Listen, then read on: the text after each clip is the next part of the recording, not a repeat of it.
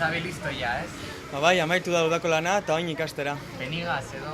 Bai, pena handizegaz, bai, ikasteko gogo handizegaz, bai. Bukatu zaio udako lana, baita Beñati ere, egun gutxi barru berriro unibertsitatera. Bigarren urte zibili da Donostiako hipodromoan lanean.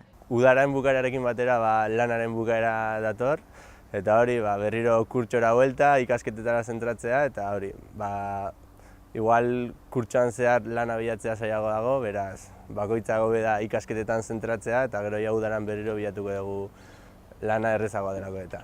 Ordezkapenak egiten edo denboraldi altuan geundelako.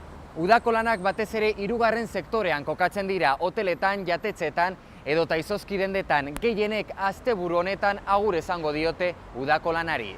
Hanek laugarren uda egin du Donostiako izozkidenda honetan lanean. Irabazitako dirua Madrilen egiten ari den ikasketak ordaintzeko erabiliko du.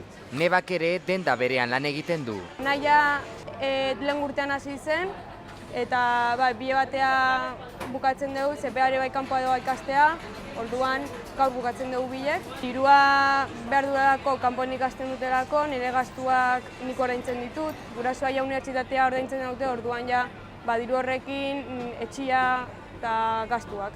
Eta Demelza Gurutzetako ospitalean egonda lanean abuztuan, orain langabezian geratuko da. Y nada, y ya pues hoy voy para casa. Gaur etxera noa, oso triste. Pero me tengo que ir. Eta orain, primitiba erosi, ea tokatzen zaigun. Eta kurrikulunak Y bota. nada, y echa mucho currículum. Eta korridore hauetan ezagutu du hain zuzen ere Zabi. Bai, azken egune da, eta egiz esan pena handizegaz, abuztu guztize ona hemen lanien, beste alde batetik posgarri zaiz, lasterko bera ingu. Bai, tristi bada, azkenien hilabetien baitzen zuzelakon lankidiek harreman estu bet, eta penatxue, beste alde batetik energia apurtxu bateaz ja berriz ikasturtiri hasieri moteko. Gaurko gure protagonistak lanik gabe geratu dira, baina ilusioa ez dute galdu, ikasten jarraitzeko eta lan berri bati ekiteko.